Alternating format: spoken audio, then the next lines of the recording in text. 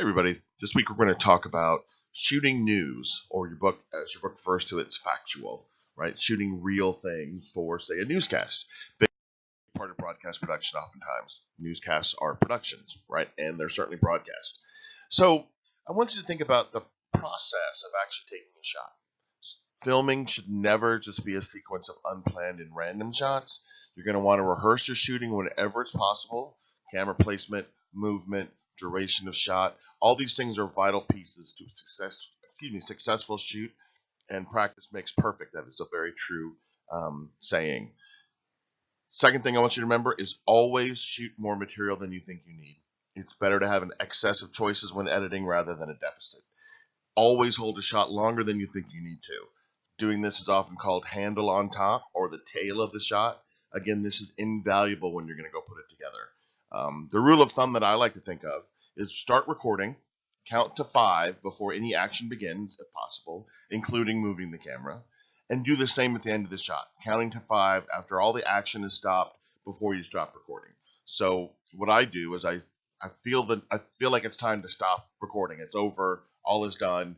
I just let it roll for 5 more seconds so I have some tail or pad at the end.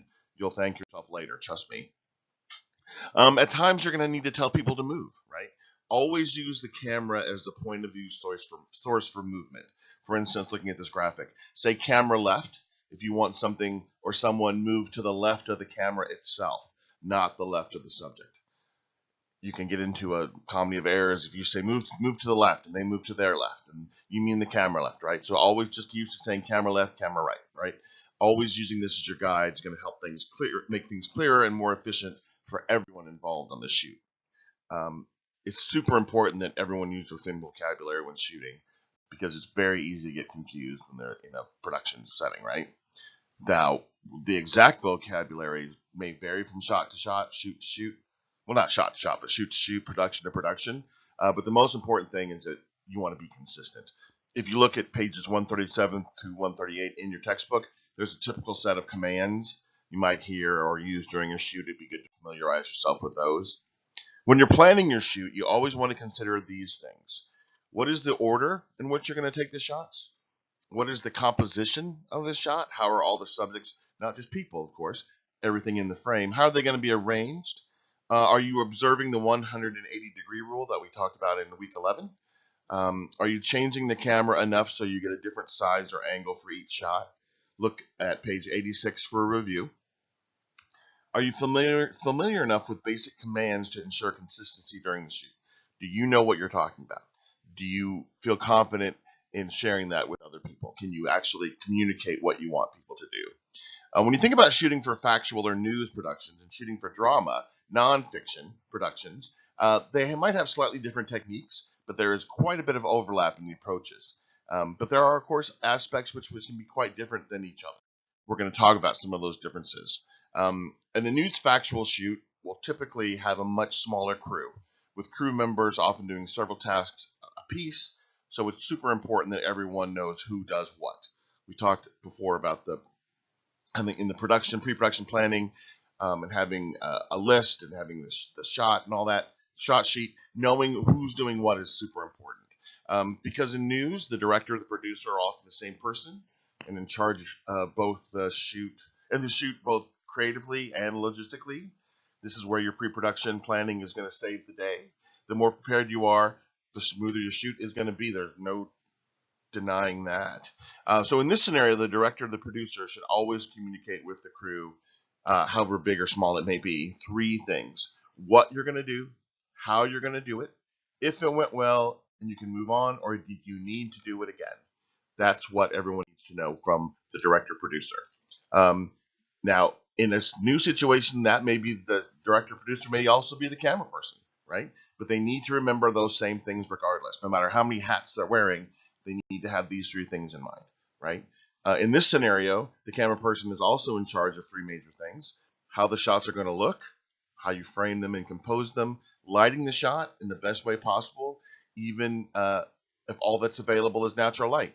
You still got to make it look as good as possible. And then confirming the shot success. Did it look good, and did it successfully record, right? And is it possible to even get it again? In news, oftentimes you get a one shot. You don't want to stage news, That would be unethical in every way. In news factual, of course, you could redo an interview or something like that. But if it was an event, you want to get it right the first time. In news and factual shooting production, the camera person will probably also be in charge of sound. And the things to remember are the same, even if this person's doing all of this, right?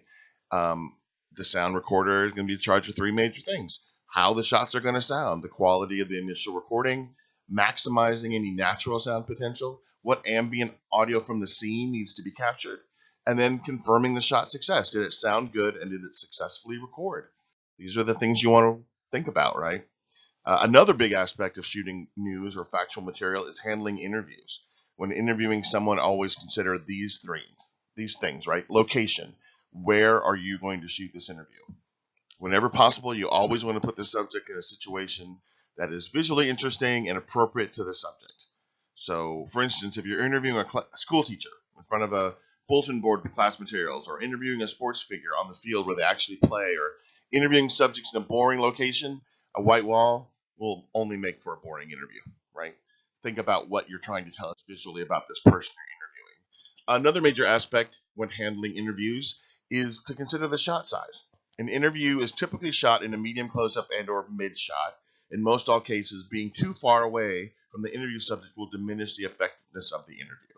As you can see on the left, we're closer, and then on the right, it's an over-the-shoulder shot, but it's still a typical interview shot you might see, right? So you don't want to be too far away from an interview subject, that's for sure. Another major aspect is thinking about other things to do or not do. When you're doing an interview, you generally don't move the camera. Not only is it super distracting to the viewer, it can make editing a real nightmare. And never forget that this is all going to be in an editor's hands at one point, and you want to think about the end product as much as you think about what you're doing at the moment. And then framing. Always remember to consider things like headroom and looking room when framing shots, which we've covered earlier in the semester, but we'll do it again here. When framing a person in a shot, you traditionally make certain you frame it so as to give the person enough what we call looking room. Don't cram them into one side so they look like they're bumped up against a wall. Like the left side, you don't want to do that. It looks odd and it cramps the frame. The right side is much better, what you wanted, right? Headroom is a similar concept. You want to frame it so the person, traditionally, you want to frame it to give the person, the subject, appropriate headroom, so they're neither too close to the top of the frame or too close to the bottom. They're right, just right, you know. Another major aspect of shooting news material is handling interviews and things like eye lines. Unless there is some other particular reason, you generally want the interview subject's eye line to be the same as the interviewer, so they're on the same level, whether they're sitting down or standing up and looking at each other straight on at eye level. Examples of poor and correct eye levels are on page 147 and 149 of your book, and I think they'll be they should be pretty self-explanatory and obvious to you. Typically, the only time someone looks directly into the camera in a news show or shoot is when a reporter is talking to the audience directly via the camera. An interview subject almost never looks directly into the camera, but always at a reporter, even if that reporter is off screen, right? Something else I want you to think about is if the reporter interview is in the shot, you typically have two options. The over-the-shoulder shot, in this case, we're looking at Michael Jackson over Oprah's shoulder, where the reporter is seen in the foreground area of the shot. Or a two-shot like this, where both the interviewer and both the interviewer and the interview subject facing each other and having a conversation, right? Unfortunately, you can often have only one shot at a news/factual interview, so make certain you've got your basics covered from the very beginning. If you do have the luxury of time, and if the reporter interviewer is in the shots, always remember to get some single reaction shots of the reporter listening to the subject so you can use those when editing the piece together later. Again, always think about the end product. If you have time and the subject is willing, don't be shy about getting different shots during an interview and having the same questions asked again, but never assume the subject has the time or inclination to do so, right? Shooting cutaways is vital to effective news production. Sometimes this is also called B-roll. This is video footage that can be used in the editing segment to flesh out the story, cover edits, explain action, and provide continuity. Examples of cutaways, B-roll vary depending on the specific shoot, so always be thinking of the eventual story, again, the end product. For instance, if you're doing a piece about a protest, make sure you get plenty of video footage of people holding signs, marching, chanting, and as always, get a variety of shot sizes, wide shots of the crowds, close-ups of signs, medium wide shots of marchers, high and low angles of the scene, really cover the area. When you're shooting news and factual material, the very most important thing is to be flexible, as things often change in a split second and a moment. When you're covering real life, there are many things you simply can't control, but you can control your reaction and your preparedness. So always expect a change in plans and consider options before they're even required. Never waste time complaining about things you can't control. If the location changes at the last minute, or your interview subject has to leave, or something else goes wrong, simply move forward and focus on the task at hand, getting the story. Complaining about the weather, complaining about things that you have no control over, won't do anything but make people tense and upset and get yourself riled up. Just focus on the task at hand and get. All right, so that wraps up what we're going to talk about in terms of shooting news. So I want you to go to this week's folder and take the shooting news quiz, and then also go into this week's folder and participate in this week's discussion about shooting news. Thanks. See you there.